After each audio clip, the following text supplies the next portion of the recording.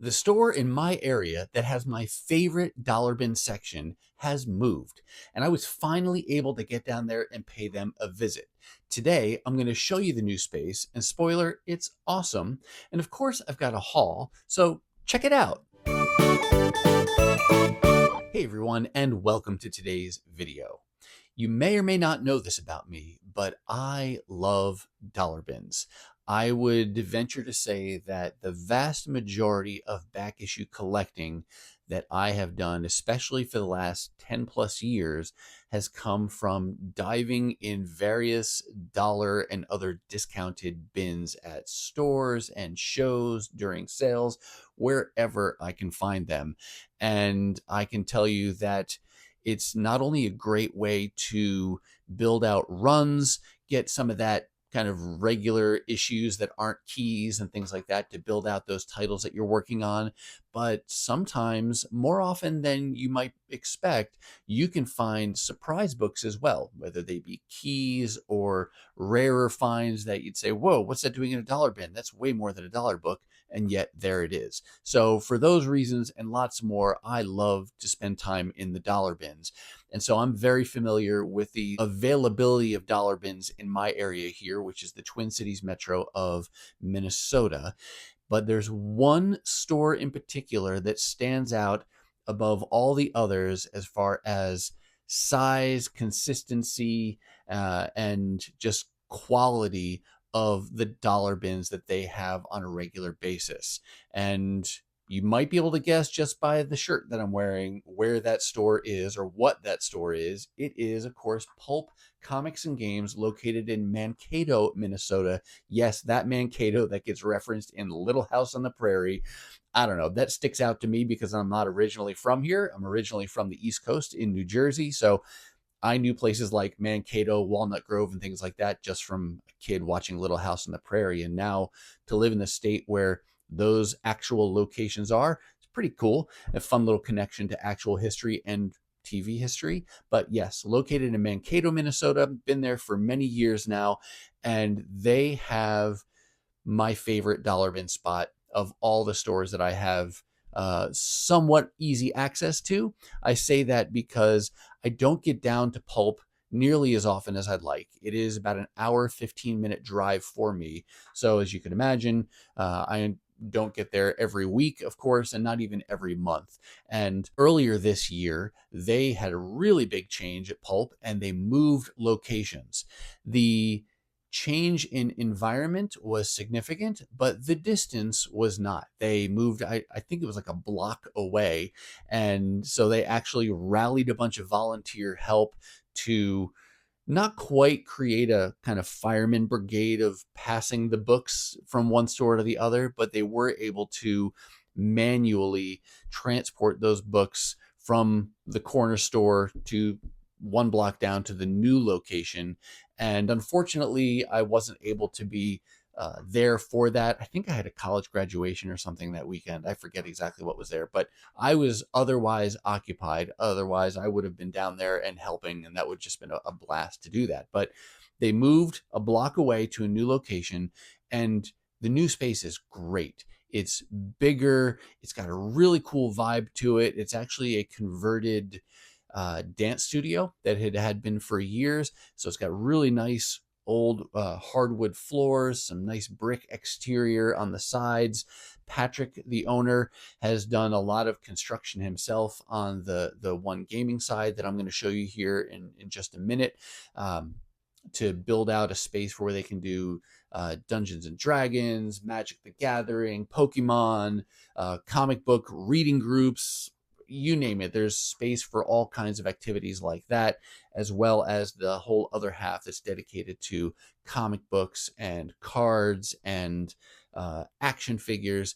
They've got a variety of everything. So what I want to do today is, first I'm going to show you some footage that I took while I was there on my first visit and give you an idea of what the store looks like. And I'll encourage you now and again later that if you're anywhere in the area of Mankato that you could get to Pulp Comics, strongly encourage you to do so. And hopefully the footage that you're going to see will entice you to do so even more than maybe you were already inclined to do so. And then once we look at that, we'll come back, and I do have a haul from this first trip to their new store location. And I'm excited to show you that because it includes mostly dollar books like it normally does. But, and we'll get into the why of this, there's a book in here that is definitely not a dollar book. And I think I got it largely due to the new layout that they have. So we'll save that special book to the end. It's a super, super cool book, and I got it for an amazing price. So let's go ahead. First, take a look at the footage from the new store, and then we'll come back and check out this haul. Hey everybody, I'm down here in Mankato, Minnesota for the first time in a long time, coming down to visit Pulp Comics and Games. The last time I was here, and most of the previous times I was here, they were located in that building right there where I'm pointing, but earlier this year they moved to a new building, which is behind me right here. So I'm gonna make my first visit into the new Pulp Comics and Games location. Really excited. Let's head inside and see what we can find. First off, I love that they were able to take that window art that they had at the old store and replicate that in the new store. It's really eye-catching and cool. As soon as you walk in the front door, you see this long wall of long boxes. And this is the beginning of their back issue inventory. You've got priced back issues along the top row and then dollar books along the bottom row. In addition, they've built these custom racks and shelves to hold a good number of their wall books. I love, though, how close they are in the sense that you don't have to ask someone for help. You can just pull them down, look at them, check out the condition, see the pricing, and just makes those wall books feel much more accessible than if they were kind of tucked away and hidden away from view or your ability to take a look at them yourself. In the center of the store, they've got a number of these freestanding retail fixtures. They hold a variety of both modern and vintage toys, and just fun to walk around each of these and see what they have in stock. Then they've got these bookcases more towards the front of the store or the center. This holds all the collected editions like trade paperbacks and omnibus, DC's Finest, Epic Collections, all those kind of good collected editions. And then on the wall here, they even have a dedicated manga section. And I gotta give a shout out, great job on that top shelf of the graphic art short boxes, really eye-catching. In the center here, again, back to some of these toys, you can see they've got some vintage things and some custom plastic cases, some G.I. Joes, and then of course my favorite area, the Transformers. And I love to see these commemorative series boxed toys out there because I've even got a couple of those, so fun to see those on display. Got Masters of the Universe vintage toys, definitely my brother's bread and butter when we were kids. I was definitely the Transformers kid, and so we've got some more vintage toys here, that really cool thick compendium of the original Transformers comics. And boy, it kills me to refer to my childhood toys as vintage now. Oh, it makes me feel old. As we go to the other half of the store, you can see they've got a bunch of supplies, things for Magic the Gathering, Pokemon. They got a good inventory of cards that people will come in and buy either the cheap bulk stuff or the special cards. But the highlight of this half of the store is this huge, really flexible area for seating. So it can be the venue for Dungeons and Dragons or Magic the Gathering or comic book reading groups. You name it. They can hold big groups, but then you've got those cool barn doors to be able to make it dividable so smaller groups can have their privacy. As we go back over to the comic book side of things, this is really where the alphabet starts. So starting with A, and then goes around clockwise along the wall, going A to Z with, again, priced back issues on top, dollar books on the bottom. And I went back and forth. I'd spend some time in the dollar bins down low, and then I'd pop up when I saw a letter or a title that I wanted to see up top. And like this example here, there's a nice key book, $20, right there just in the box. And it just, again, makes it feel so accessible that you can just pick that up and look at the condition and decide whether or not you want to buy it, rather than having to ask for help or it's hidden high and far away for you to have to, get special attention just to look at that. And then as we get into the Fantastic Four, you can see some of the facsimiles that Marvel's been doing a ton of, but it doesn't take long until you get into the actual original printings of some of these lower numbered issues. And again, that theme of accessibility really stands out to me. This feeling of being able to just flip through sub 100 issue numbers in Fantastic Four just makes me feel like, hey, you know what? If I want to build out my Fantastic Four run, I can buy a couple of these lower numbered issues. And then next time I come back, I can buy a couple more and really make some measurable, noticeable progress on my Fantastic Four collection. Just a great feeling of being able to dive in the boxes and handle some really cool books. Of course, they do also have some actual case books, some great silver and bronze age keys on display near the register. You could even get an Action Comics #1 graded at a 9.8. Imagine if that was an original.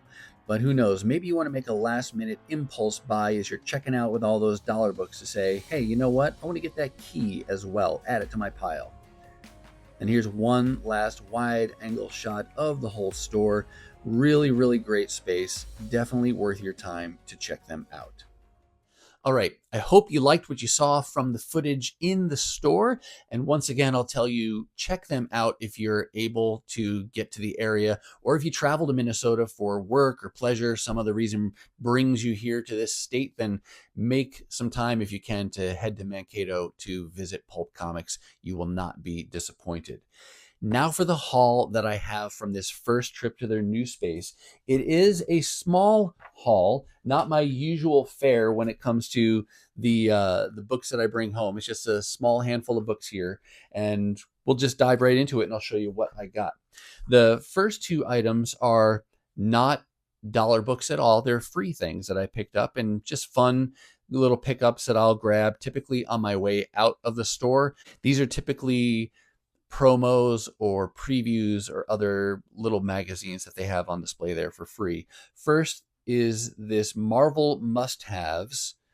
It's about the size and thickness of a Marvel previews, and that's what I actually thought it was at first until I looked at it a little more closely. This is actually a little anthology of a few different stories. So it starts out here. Is this actually... It's not Imperial that's previewed here. You got 3 stories in here. You've got Fantastic Four 575s going back to volume 3 of Fantastic Four. You've got Wolverine Revenge #1. That's from that limited series. And then Storm #1, which I presume is from the most recent ongoing. Yeah, From the Ashes, A New Beginning. So you actually get 3 comics reprinted in here and collected, probably marketed as a little teaser to get you enticed about these series and what's going on with them and wanting to read them. But I love things like this. It's not a traditional comic book that fits into a run, but it's the kind of thing probably that a lot of people grab and then eventually throw away. I like to have them. So I keep all my previews. I keep all the freebies that I get and the little samplers and things. They're just fun, and be the kind of thing where over the long haul, it'll be something fun to look back on and say, oh yeah, I remember when they did those things back in, good old 2025.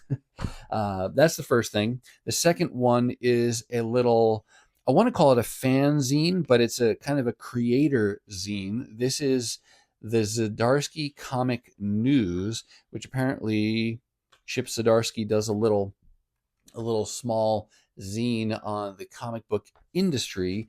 And in this one, for example, he's got an interview with Gail Simone, who is writing the current series of Uncanny X-Men. He's got a little breakdown pie chart here of market analysis of what kinds of comic books are selling. I don't know if it's meant to be serious or just kind of tongue-in-cheek, but he's got that. And yeah, that's about it. It's only like 6 or 8 pages long here. And he's got some pics on the back here. He pokes a lot of jabs at himself. I don't know Chip Zdarsky. Obviously, I don't know him personally, but I'm not super familiar with him. But I thought that was a pretty cool little pickup. And I don't know how many of these have been published so far, but might be something for me to keep my eye on. This might be number 5, November 2024. But anyway, thought that would be a fun little thing to grab. Same reason as that Marvel must-haves. And now into the actual comic books themselves. First, from the dollar bins. You saw in the video that the new arrangement of the dollar bins is actually to put them directly below their regular priced back issues. And again, I think that is a super smart decision, because in the old store, they had those very separated. So the dollar bins were on one half of the store, regular back issues and new comic books were on the other half of the store. And so you had to make a very intentional effort to get around there to look at the regular back issues. Admittedly, I didn't often do that because I was spending the majority of my time in those dollar boxes. But now that they're really stacked one on top of the other, I was able to ping pong back and forth as I worked my way around the boxes, both in the dollar bins. And then if I saw titles or letters of books that I knew I was interested in, I would pop up and then look through those back issues. And that's what really led to me getting the final book that I'm going to show you. But for the dollar books, first I grabbed one issue from the current Avengers run. This is issue number 16. I mentioned in a previous video that as of 2025, I am no longer buying comic books new. I still like current comics. I'm just not buying them as they come out.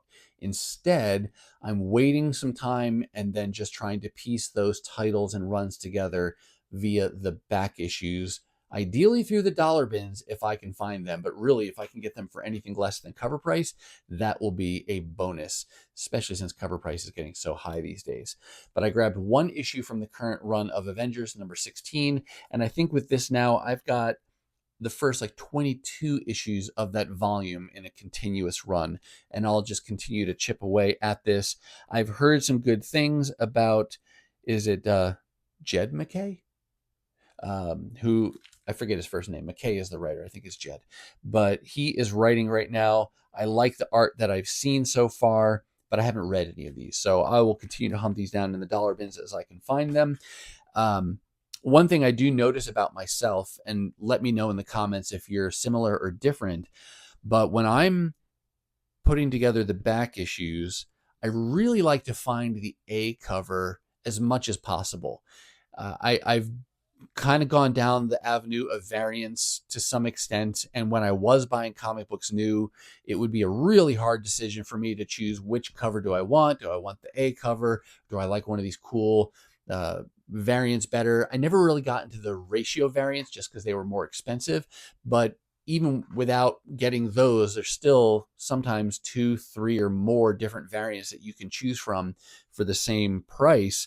And I would always wrestle with which cover do I want to get, and try to choose my favorite one. But I'm kind of changed now in the sense of, when I think long term, when people think back to Avengers number 16, for example, what's going to come to mind? Is it going to be that special variant, or is it going to be the A cover? And for me, at least, it's going to be the A cover. And so that's why, even as I piece together these current comics together as back issues, I'm trying to get the A cover whenever possible. Now, if it's really cheap and I only have variants to choose from, I'll still go ahead and pick up those variants. And I've got a future haul that you're going to see here coming up where you'll see some examples exactly of that, where I went for a variant because that was all they had and I really wanted to get the issue and it was super cheap. But when I can choose, I will more often than not now choose the A cover over a variant. And if there's a variant that's super awesome and it's really cheap, I'll get both probably, instead of getting the variant and not the A cover. So a lot of words there to say I prefer the A cover to the variants, but you let me know, how do you choose? Do you go with a variant? Do you always go with a variant? Do you never go with a variant? You always go with the A cover? Let us know in the comments down below. And we're, I guess, not necessarily by design, we're going to work our way backwards in terms of the age of the comics. This next issue is still a recent comic, but it is a concluded series. This was a 13-issue series. This is issue number 6 from it. This is crossover number 6. And this is the last issue I needed to complete this run. I got this one primarily to complete the run. I am not overly enthusiastic about this. I don't know how good it is or not. I'm not trying to judge the quality, but just to say my desire to collect it, not super, super high. But at this point, I had 12 of the 13 issues, and my brain really felt contented knowing I could now complete this. Now I will finish reading this. I only read the first issue or two so far, but now I'll finish giving this a read, and then I'll decide was it really good or not. Fortunately, of the 13 issues, I didn't get any of them new. I pieced all of them together in the dollar bins like this, or even cheaper. So really can't complain about that. But did any of you read Crossover? Did you like it?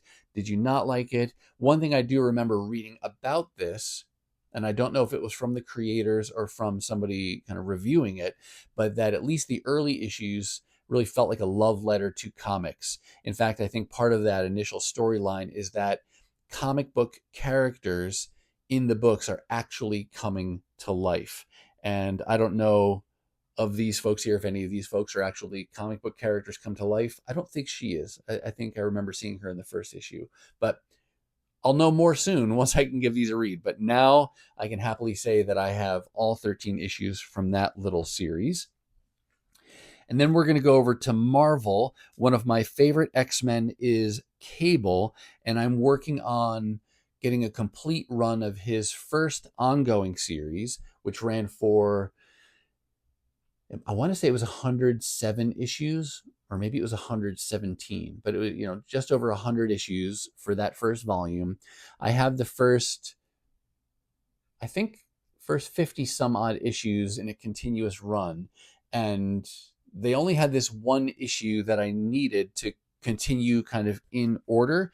And this is actually penciled. It looks like Ed McGuinness does something on here, but the artist's last name Ledron is one that I had been turned on to. He does the cover on this, but it's kind of an interesting style that's grown on me the more I've looked at it.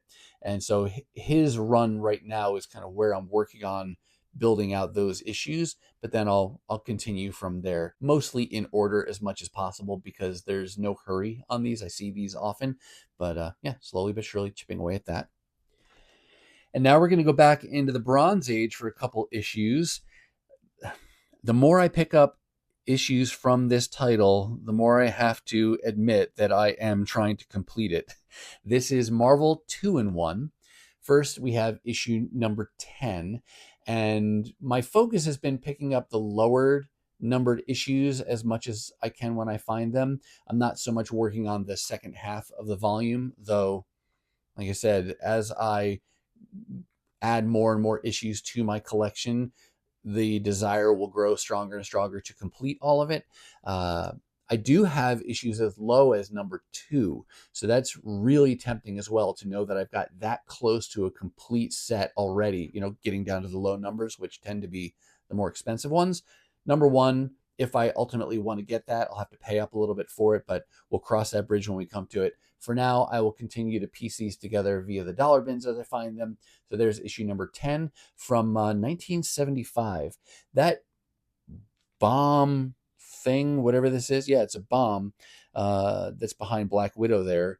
Kind of looks like a face, but it also gives me vibes of like the Turtles. What was that? What was that big thing called? The Terror Drone? You know what I'm talking about. That thing is what that makes me think of. But another cool thing about 1975 is, and I'm going to show you an advertisement that's in here, and that is for the Marvel calendar, or the Mighty Marvel calendar of 1975. Was that the first year that Marvel did a calendar? Is that what makes that one significant? But that came out in 1975, and I like that the ad says that it'll still be valuable in 2001, so roughly 50 years later. And what's crazy is that here in 2025, we're another 25 years after that. So we're actually celebrating the 50th anniversary of that 1975 calendar. And the reason I mention that is because for Christmas last year, so 2024, my wife got me this, the Mighty Marvel 2025 calendar, which is a facsimile of the 1975 calendar. And the explanation they give on the back here, they say, because 1975 and 2025 share the same calendar dates, it's only fitting to reissue the original Mighty Marvel calendar. And so you get some kind of shots there of the different months and what those looked like.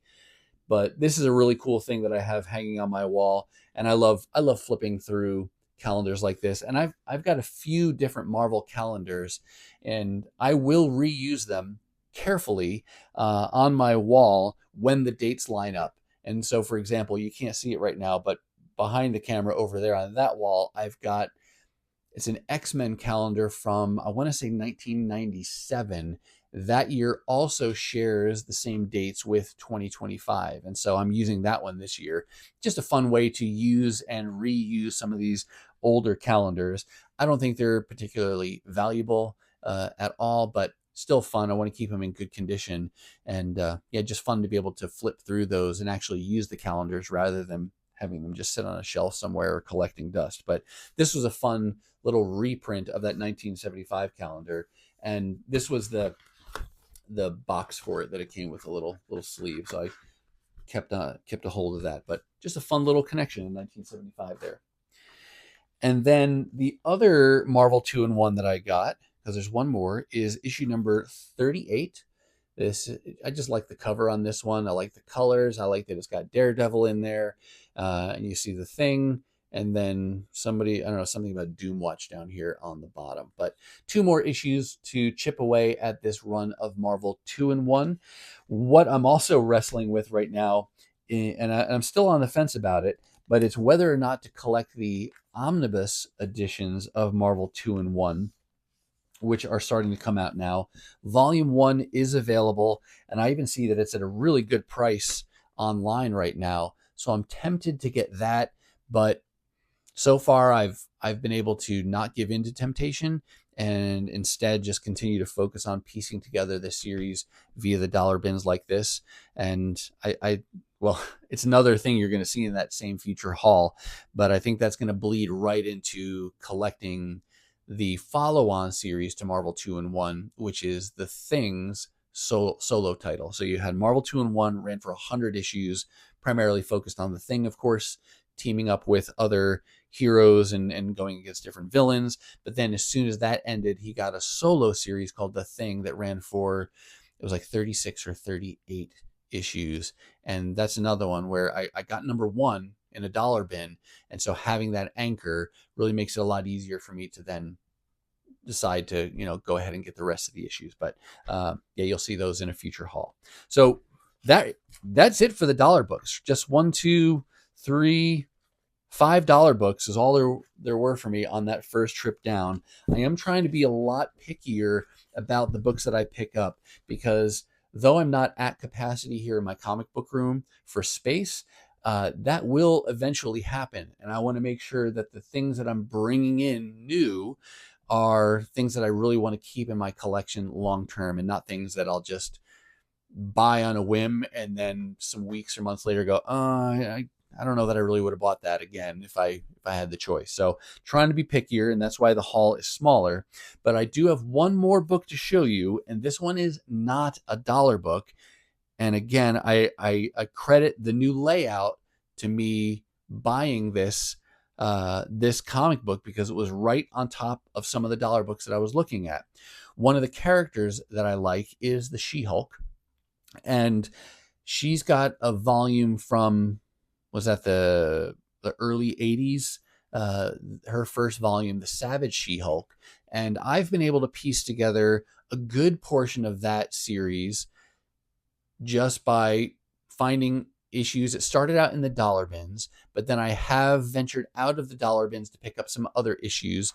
And I think the most I've ever paid for an issue from her run is about $3. And they're, mid-grade copies. They present well, and they're complete, and they're clean and all that kind of good stuff. But I've just been chipping away at that one slowly but surely over a handful of years.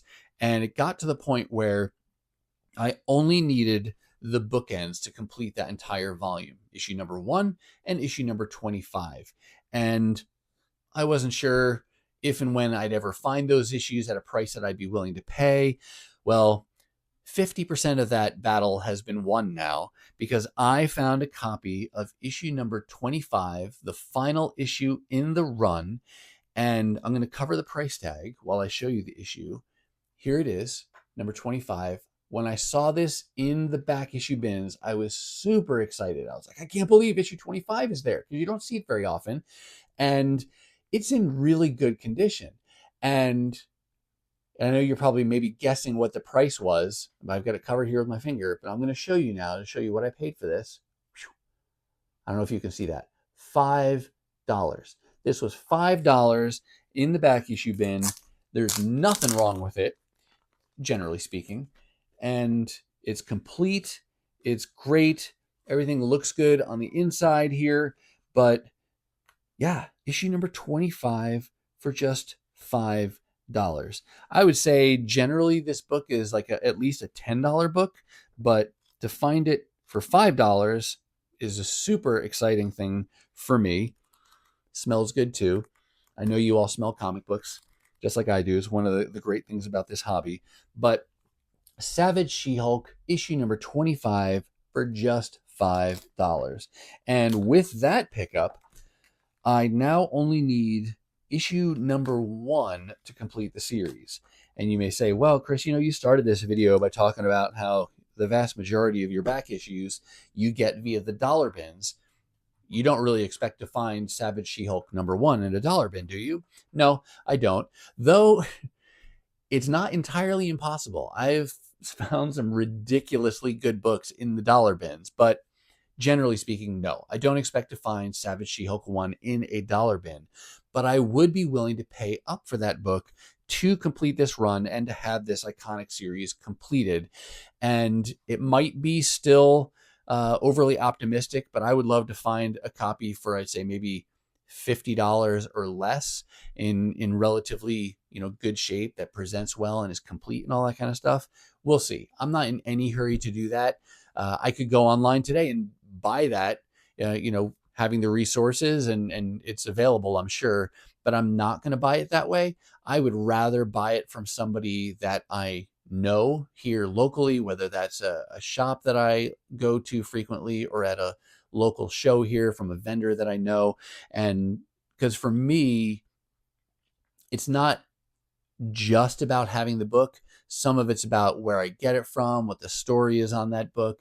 And so I like to have that personal connection as much as possible. So I'll hold out. I'll keep my eyes peeled for an issue number 1, and maybe Pulp will have that someday, or one of the other vendors that I buy from.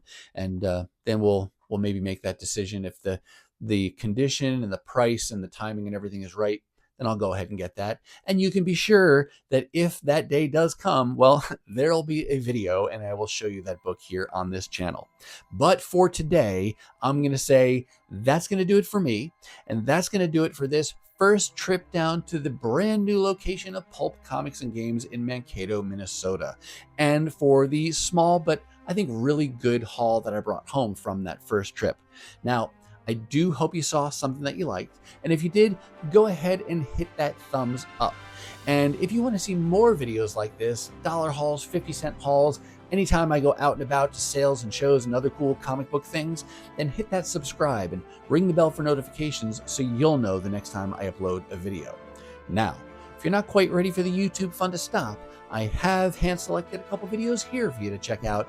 As always, thank you so much for watching, and I'll see you next time.